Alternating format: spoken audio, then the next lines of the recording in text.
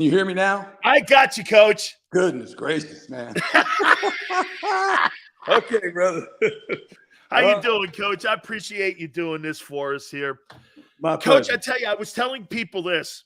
Man, you've done it all, man. You've coached college, you've coached professional, you've been an assistant coach, you've been on some of the best coaching staffs of all time. And on top of that, as a player, you've been to it. What is it like when you're preparing for one of these games, Coach? Take us back when you were getting ready to play in the Super Bowl. What was that experience like for you? Well, I think like any experience when you're in the playoffs, except you just feel like we're good, we're practicing, I get it. But the week that you arrive, I think is an entirely different matter.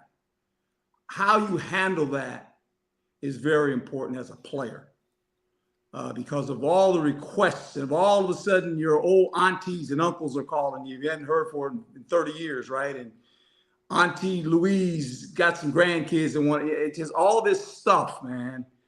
And you gotta understand, you gotta have some order along with, I gotta practice. All of a sudden it becomes like, wow. Right? You want to be left alone about the third day. You're done. It's like, hey man, I just want to try to focus in on this game. And then I think the thing that hits you, if you never played in this one, is when you go out in the pregame warm-up, for the first 5 minutes, you can't breathe. It's like, whoa, what is this, right? Because you're so excited, right? You can't breathe. It's like, wow, you're taking this all in. And the stadium is mute. It's not like a championship game. Because the championship game, if you're at home, the crowd gives you energy, and you're just kind of sitting in this place, and you're looking around, you're going, man, we're in the Super Bowl. And then the reality hits when you ask yourself this question: if we win, I'm a world's champion, and if we don't, I just lost the Super Bowl. And am I ever going to get back here again? Everybody thinks they are. Well, I'll go back. We played in Super Bowl 15. I was in 3 championship games, 2 as a coach, 1 as a player when we beat the Dallas Cowboys. The other 2, Joe Montana get knocked out. When I'm with Kansas City, we lose to Buffalo, they go. When I'm with Tampa with Tony, we lose to the Rams go. 35 years, 1 Super Bowl. And a lot of good teams. It's hard. It's hard to get there. Coach, how much was it so too that Dallas game, you guys had put so much in, and to this day, outside of the 2017 Super Bowl win against the Patriots, that has to be arguably one of the top 3 moments in Eagle history, is when you beat the Cowboys for the NFC Championship. You built all that up, Coach, and you know this, at any level, there's always potentially an opportunity at a letdown when you get into the next game. Did you feel a little bit of that in that Super Bowl? We were, and Dick will tell you this, we probably overprepared. We should have beat the Raiders. They beat us, rightly so. Josh said that last week. But here again, we didn't give ourselves a chance in the beginning. We turned the ball over 2 or 3 times, and it's 17-0 before we could turn around, get out of the first quarter, right? And then we were trying to climb back in the game, and it just never added up. But we beat the Raiders on Tuesday and Wednesday in practice, but it didn't count then. It started on Sunday. And here's the uniqueness of this. Dick Vermeil was our coach, great man, love him. I love the man. When they beat us, and I was with Tampa, with the Rams to go to the Super Bowl, I can remember crossing the field and hugging Coach. And I looked him in the eye and said, Coach, go win it for the guys. And he knew what that meant. It wasn't for the Rams. This was for the Eagle team that he took there. Go win it for the guys. That's all I told him. And he looked at me and says, I know what you're talking about. I said, okay. And we left it at that. And they ended up winning, which was great. Coach, how much do you think that 81 Super Bowl helped him in the Super Bowl that he won when he because as you know, Coach was like the old school coach. We're going to have 3 days. We're going to do this shit. 2 days during Super Bowl, all that. Was he a better coach, you think, in St. Louis? No doubt. And he said that. He learned a lesson from the first one. Because I knew we were in trouble on Thursday night. When we were in the room studying our game plan and the Raiders were still on Bourbon Street, I said, we're in trouble, boys. We could be in trouble. All right, Coach, tell me the uniqueness of the fan bases, because you were a head coach for the Chiefs and you played for the Eagles. Is there similarities? Is there differences? What's that experience like? There's similarities. I think when you go to a Chiefs game, because it's almost like a college atmosphere. Everyone wears red. I mean, the whole 9 yards. It's beautiful. Stadium is gorgeous. Philadelphia is different. And you know what? I'm so glad I played for the Philadelphia Eagles, because the thing you realize. See if we can get Coach back here in a second here. See, I love that, man. He just goes like this. He goes, hey, it's a college atmosphere in Kansas City, right? In Philly, it's different. I don't know how many people constantly say that. We're going to reconnect here with Coach here in a second here. It's different. Philly, man, to me, that's a merit badge.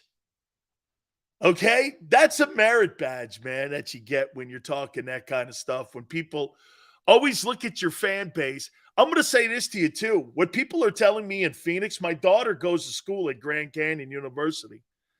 And she's saying right now, Philly fans are showing up big time out in Phoenix right now. And they're everywhere. And they're showing up to all the bars. They're showing up to all the NFL events and such. So they're rolling in right now to Philadelphia. I thought it was interesting, though, what he said, too, when he's talking about, playing for these two great – because I don't think you can have any better fan bases that are in the Super Bowl than Chiefs and Eagles. I just don't. I think these are what the NFL talks about all the time with their great fans.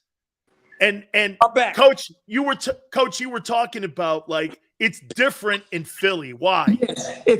When you play for the Eagles, the fans expect this. You have to play hard.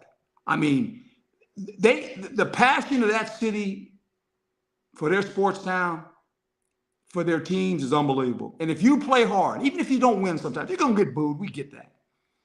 But they love you for it. Can you imagine the year we went, everyone was in the championship game? The Eagles, the Flyers, the Phillies, and the Sixers. All four of us at one time. First time in the history that ever happened. And, we were really close. All the teams and the players were really close to each other. We went to each other's games, the whole 9 yards. But it's just different. I grew up on the West Coast, and all of a sudden you find yourself in Philadelphia, and you go, wow, this is interesting, right? And as much as people say they boo you and stuff, that's just part of the deal. You get it. But I wouldn't have played anywhere else. I loved it there.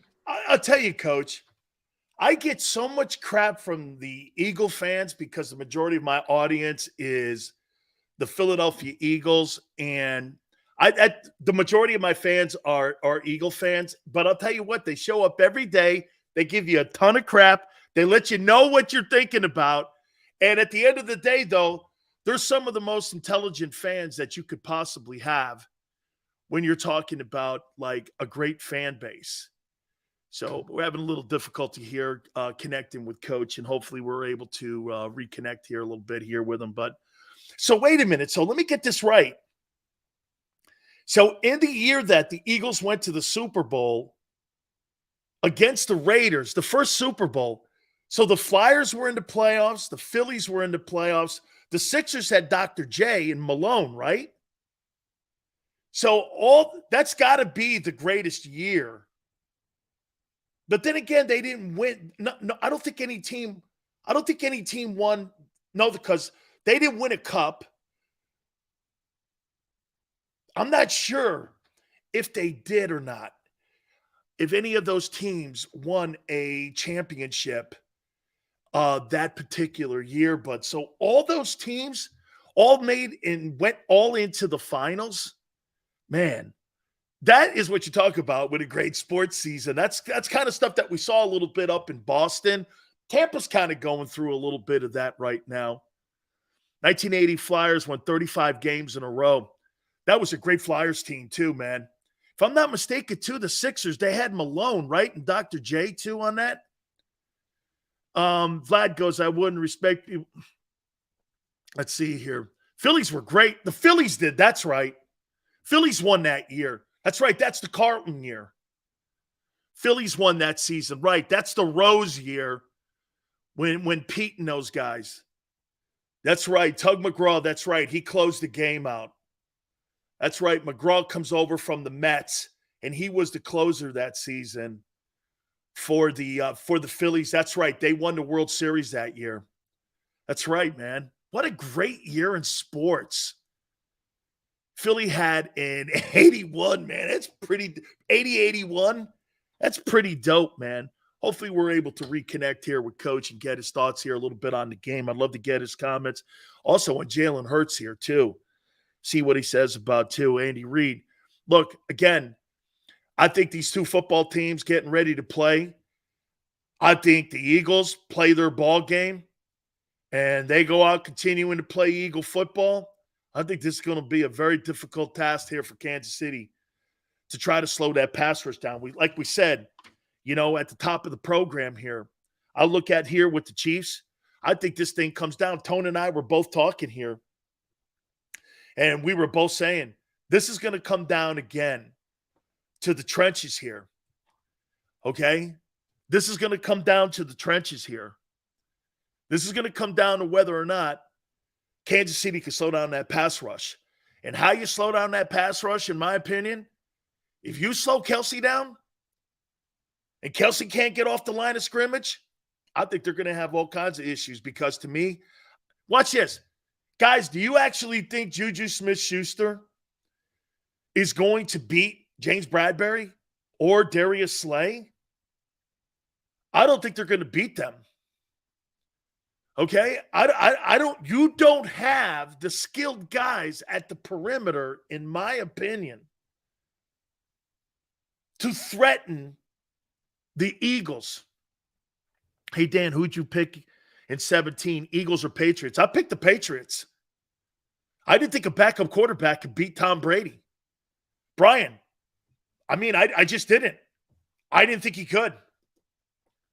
Okay? I didn't think he could. I didn't think he could. Elite says dual threat. Well, dual threat hasn't played very well in the postseason so far. Then again, he hasn't had to. Fly goes, I even picked the Patriots. Sills, I read that the majority of the fans going to the Super Bowl are Eagle fans. I'm telling you right now, my daughter goes to school in Phoenix, and she's telling me Eagle fans are everywhere right now. They're rolling in today. And my daughter said that they were out shopping at a grocery store, and they go, Eagle fans are everywhere, and they're all wearing their gear. And they're like right in the heart of Phoenix, their college, and they said that they're everywhere. Chiefs are going to run a lot of chips and screens. Yes, Kenzo, I think that's the only way they get a chance to win this ball game. Okay, I do. I think that's the only way they win this ball game is if their screen game's going well. They have a great screen game. Ayuk getting open shows you that DBs aren't as good as you think. Vlad, I said this. We opened the show with this too. They only played against 5 teams that had offenses that were in like the upper echelon of the league. They have not played against really a lot of great offenses this year. So who really are the Eagles? Especially when you take a look at the high percentage completions that a lot of the quarterbacks from week 11 had going into the playoffs. A lot of quarterbacks had a lot of success against them percentage-wise. And they were able to complete a lot of passes. Dak Prescott ate them alive. Put a 40 burger on him. 357 yards. So again, no question about it. Hey, Coach. I'm back, I think. Can you hear me? I sure can, Coach. All right, sorry. Coach, your take on Jalen Hurts' play this year. Just give me your thoughts on him. Became a better passer, to make it plain and simple. When you think about his first year compared to right now where he's at, his accuracy downfield, I thought was just outstanding, right? His ability to sit in the pocket and throw the ball. You know, we knew he was a runner, very talented athlete, but I just thought he has really put himself in position now to be a complete quarterback, and he did that this year. He doesn't get hurt. I mean, he's battling Mahomes for the MVP, but obviously got hurt, and Mahomes probably going to be the MVP, rightly so. But I just think the way he's played with the ball in his hand, doesn't make a lot of errors with the ball, right? And it can beat you both ways. You know, this RPO deal it's hard. It makes it 11-on-11 football. And when you think about the 49ers, what they weren't willing to do was take the safety out of the middle of the field, because, you know, you're short a guy. You're going to be short a guy defensively when it's 11-on-11. Someone has to account for the quarterback. And I thought in that game when Philadelphia went trips and ran the ball back to the weak side, they were short a guy because the safety wasn't coming out of the middle. They were afraid. Why? Because RPO, he takes it out. You got no free safety. Now the post is wide open, right? So it becomes a little bit of a tough deal defensively. Coach, do you think you can – I asked Jimmy Johnson a couple weeks ago this question. Let me ask you this. Do you think that you can build a franchise around an RPO coach, a player, quarterback, and a dual threat guy when they're constantly hurt? Yeah, well, we say that, you know, but I say this. If you look at the league now compared to when I played, you know, those quarterbacks couldn't play in our league. They weren't allowed to play. They switched their position, right? They said, we're too good of an athlete, can't play. Now you see a lot of these young coordinators that are coming from college programs. They have brought that offense to the National Football League. Here again, and the owners were scared to death. Well, I'm going to pay this quarterback all this money, and now you're going to get him hurt. I don't think that's the case anymore. I do think this. There's probably a shorter shelf life for a guy like that. And so you always have to have a backup plan of, okay, we got to get another guy. This guy only might last 5 or 6 years. He might be done. Or he becomes the quarterback that stays in the pocket. You know, this is the golden rule quarterback. Young guys always run at quarterback when they don't know what to do, right? When they get older, they figure out what to do. They don't want to get hit. They stay in the pocket. Coach, you bring such a great point up, and I don't want to make it race, but I said this. One of the reasons you're seeing all these super young coordinators, when you played and when I played, man, guys like Charlie Ward were not welcomed in the league because the dual threat guy, if you weren't a drop back guy, you weren't playing. If you were an option quarterback, you weren't given a chance. You think that's why we see more young coordinators fitting these boutique offenses to the skill set of the players more so than what you and I did. No disrespect to North Turner and Ernie Zampese and those guys, but those guys are set in their ways. These guys are not set in their ways, and they're going to fit an offense to these guys. Well, you make a great point. And I think even taking one step further is that some offensive coordinators want structure. This is the structure. This is how you play quarterback. Other coordinators are, I want a little structure, but we let you have free recess. You go do what you got to do now, right? And that's where the rub becomes. Are you a coordinator that wants structure? You stick to the script, or do I let the quarterback get off script? Now, when he gets off script, some things can happen. You know, he can make some big plays and he can turn the ball over some, but you got to live with that. And I think there's this way coordinators look at that, right? I mean, Shanahan is a guy, he wants to stay on script. He wants a quarterback to run the offense. He's going to call a game where you ain't got anything to worry about. You're going to have to make 5 big throws. Other than that, you're going to get it out of your hand. Guys going to catch it and run.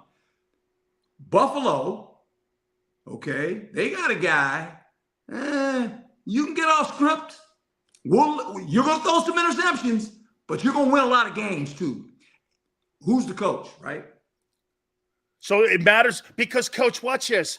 These RPOs that Jalen runs, would you boy, man, you got to have a lot of trust in your quarterback because he's not really calling. Shane Steichen's not really calling the play.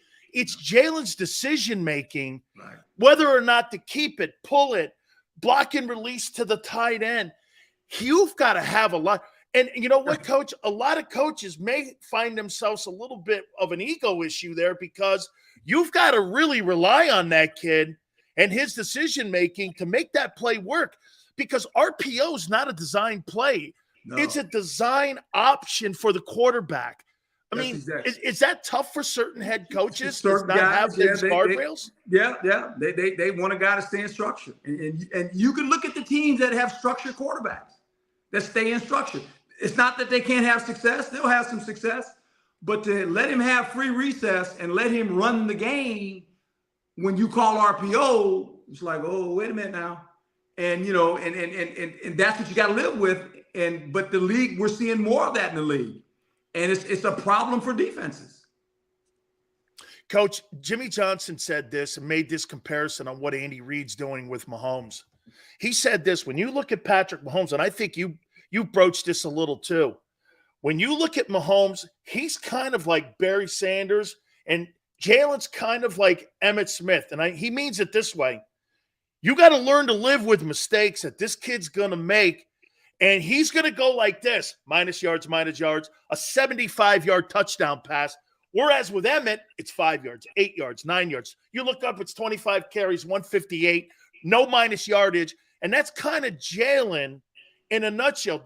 Is that kind of how you see both these quarterbacks? Yeah, there's no doubt. And you got to live with, like you said, you got to live with it in the fact that, hey, look, this is part of the deal. And the key is this to all of it. It's okay to have some minus plays. Just don't turn the ball over. That's what you can't live with. When they start turning it over now, you giving that other guy an extra possession or two, now you got problems. You know, and that's the whole quarterback position at the end. I've always said this, I always tell the quarterback this before the game starts. Only way the opponent gets the ball is kicking. If you kick it to him, we're good. If you kick it to him, just think about the time you kick the ball. You know, good things happen. We scored a touchdown. We're going for the point after. We punted it. It's okay. Long as you kick it, we're going to be fine. Couple last questions for you here, Coach. You know, I throw this out at people all the time. People threw this at me the other day. They go, Andy Reid's 1-4 in Super Bowls.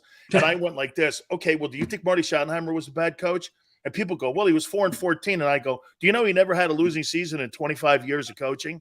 I mean, I don't know about you. He won 206 football games. That's a great football coach, okay? Now, maybe did he overcook it in the postseason a little? Probably. But still, to sit there and – how do you look at Andy's career? Oh, he's a Hall of Famer. He's taking 2 teams to Super Bowl. Whether he wins or not, he's taking 2 teams. I mean, wins, losses, get count on that, but he's a Hall of Famer. There's no doubt. I mean, but this is what's great about sports, right? There's always the debate. You throw the question out there. Some people go one way, some people go the other side. All I say is no. It's easy for someone else to try to live in a person's shoes, right? When you don't live in the shoes. You got all these comments. But when you got to live in the shoes and walk the walk, he's the first ballot Hall of Famer. There's no doubt. Usually people, Coach, I tell people that criticize other people's legacies don't have a legacy of their own. So, I mean. Isn't that the truth? That's usually that guy there. Hey, Coach, before I let you go here, did you enjoy your college experience? I did. Coaching? Oh my God, Coach, I have one bitch though with you. Yes, you got. Why'd you give the money back? Why, dude? I mean, why'd you give the? When I saw that, I said, Coach is such a good dude because he thinks it was probably unfinished business. And my daughter's at Grand Canyon there, and she's like, Dad, you friend. And I go, listen, he's the best guy you could ever be around. And I go, he gave the money back, though. Why? It was the right thing to do, Coach. It's just right. Give it back to the program. Program's bigger than any coach. Always has been. That's just the way I was taught. You do what's right. Just do what's right. It's okay. I can't take it with me. I'm good. Trust me, I'm good, brother. I know you're good, but I mean, man. I've been blessed. You have, Coach, and you're such a great dude. I mean, I'm talking to Coach Dungy today. So on that Buck staff, you had Mike Tomlin, Lovie Smith, Raheem Morris, Rod Marinelli, Monty Kiffin. Yeah. You had that. Coach, that had to be one of the best staffs you were ever on. Well, that one was great. There's no doubt. And the one Marty had was good too. Marty had Tony, myself, Bill Cowher, Bruce Arians. Oh, Jesus. We were all on that staff. Joe Pendry. Marty put together a good staff as well. We had some guys, Yeah. Coach, you're great people. Real quick, who do you see winning the game Sunday? Oh, boy. Oh, by the way, this is going to be a little bit of allegiance here because he's the former head coach of the Chiefs. They love him there. He's an Eagle legend. This got to be tough for you here. It's tough in this sense. Both those organizations gave me an opportunity. One as a player and one as a first-time head coach, right? Or not a first-time head coach, but that was my first coaching job in the NFL was Kansas City when I was there with Marty on that staff, right? Love the Hunt family. I'm an Eagle Green, man. I'm an Eagle. I'm always going to be an Eagle my whole life. So this is a tough one. I'm just kind of sitting here and kind of enjoying it and going, I'm in good shape, kind of, because whatever happens, I got a winner. Whatever happens, Coach, you're going to be invited to either parade. Yeah. I'll be in Bristol, man. I'll be in Bristol. I'm headed to Bristol. Get your snowshoes on. Coach, I appreciate it. Thank you so much. I'll tell you what, Coach, you're a credit to the profession, broadcasting, coaching, human being. Appreciate you. Every guy loves you. I love you to death too, man. Whatever is next there, broadcasting, I'm just a huge Herm Edwards fan. Thank you, Coach. God bless you, brother. Thank you. Enjoy the game now, huh? You got it. All Legendary Herm Edwards. I appreciate you guys doing this. Do me a favor. Please hit the like button. Philly 500 is going to join us at 4:30 Eastern time. Keep it here on the